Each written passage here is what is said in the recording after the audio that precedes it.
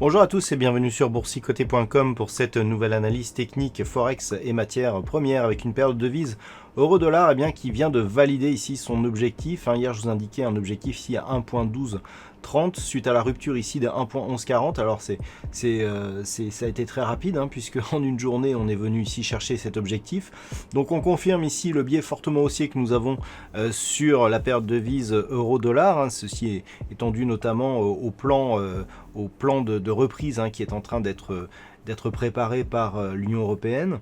Donc on est ici sur une forte hausse de cette paire de devises. Et donc lorsque l'on écarte un petit peu, on se rend compte que la zone des 11,40 déjà elle était majeure.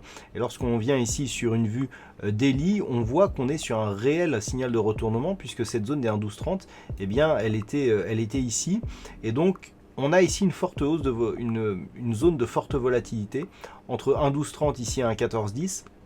Donc c'est cet objectif qui sera le prochain tant que les cours se maintiennent au-delà de cette zone des 1.1230 et on voit qu'on est vraiment ici sur une phase de retournement.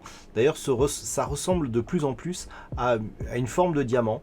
Alors on voit notamment, c'est pas très clair au niveau ici de la phase d'élargissement et au niveau de la phase ici de rétrécissement, puisque là ici il manque un petit peu de cotation. Par contre la caractéristique du diamant c'est cette forme ici, là où l'élargissement se transforme en rétrécissement, ce mouvement rapide que l'on a entre les deux, et ça c'est tout à fait caractéristique de ce genre de stratégie. Et donc si on valide ici une poursuite du mouvement en direction des 1,1410, on pourrait même dire ici que sur une forme académique on serait en train de casser ce diamant. Et bien lorsque l'on s'éloigne un petit peu, voilà, on voit ici qu'on était dans un mouvement de fond baissier, on a ici ce mouvement ici, cette forte volatilité et ce changement, et le fait que l'on casse ici cette zone des 1.1230 irait dans le sens justement d'un retournement de tendance majeure d'un point de vue moyen long terme. Alors attention toutefois, la figure n'est pas pure, donc elle n'est pas à valider en tant que telle, mais elle a une configuration qui ressemble, donc on pourrait très bien ici être en présence d'une structure de retournement moyen long terme. Puis sur le câble, nous sommes là aussi dans une poursuite de mouvement haussier court terme qui revient ici sur une zone de résistance qui était l'objectif suite à la reprise ici de cette forte dynamique. Donc la zone des 1,2645 qui avait déjà été testée à 2 reprises sur ces précédentes phases de hausse. Donc là, la dynamique elle est intéressante parce que on a un mouvement qui est très fort à la base. On peut le voir ici. Voilà, on a ici le retournement et dès que l'on avait eu ce retournement, je vous avais signalé ici cet appui sur la zone des 1,22 et des cours qui restaient ici au-dessus de la moyenne mobile 20 exponentielle. Et on a vraiment validé la poursuite du mouvement avec cette accélération ici qui se rapproche de la zone de résistance. Attention toutefois, on est dans une configuration qui est en train de faiblir. On le voit ici sur les histogrammes du MACD qui sont en train de descendre. On le voit ici sur le RSI qui est en train d'amorcer une trajectoire de sortie de sa zone de surachat, alors que l'on est toujours ici sur un mouvement haussier au niveau de la configuration des prix. Donc cela constitue une petite divergence baissière. Ce n'est pas suffisant pour annoncer un retournement, mais je vois mal comment on pourrait franchir la zone ici d'un 26,45 dans cette configuration. Donc rien n'est impossible en bourse, on le sait. On peut très bien casser ici et encore se renforcer le mouvement haussier.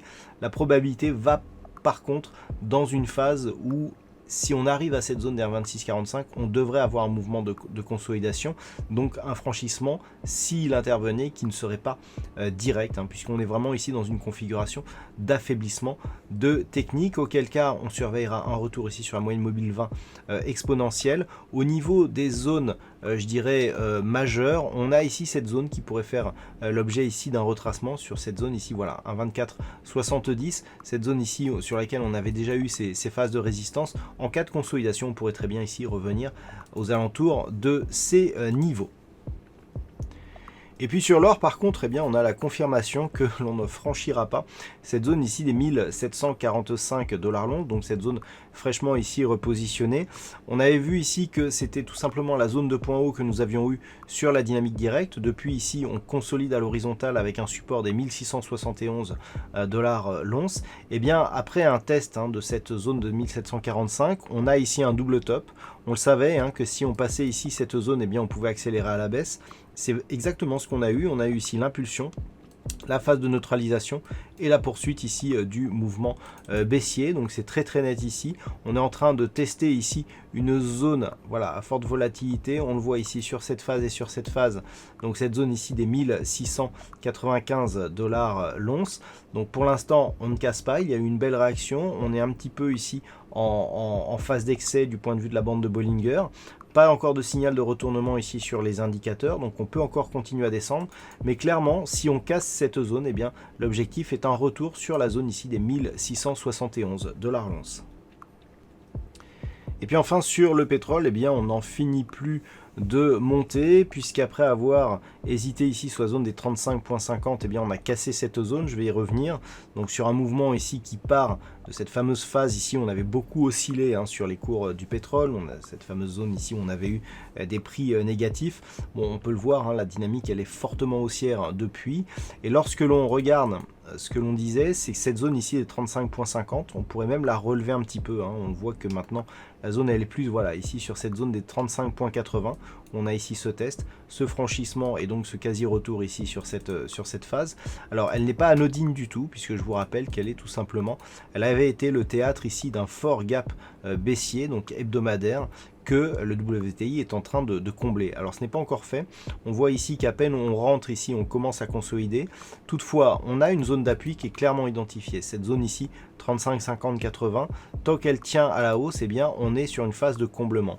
Je rappelle que si on parvient à combler ce gap en totalité d'une manière très rapide, le signal d'un point de vue moyen long terme serait très positif, puisqu'on serait sur un signal de retournement majeur. Ce que l'on peut voir, c'est que même dans une configuration où on a un signal d'affaiblissement, on a quand même ici les histogrammes qui redescendent et une trajectoire de sortie du RSI par rapport à la zone de surachat, eh bien on est juste venu ici s'arrêter sur la moyenne mobile 20 exponentielle avant de se stabiliser ici autour des 36,90 $ le baril. Donc une dynamique ici qui reste haussière tant que les cours restent au-dessus de cette zone ici 35, 50, 80, avec un objectif de poursuite du mouvement en direction des 42 $ le baril. Voilà donc ce que l'on peut dire sur cette analyse technique Forex et matières premières.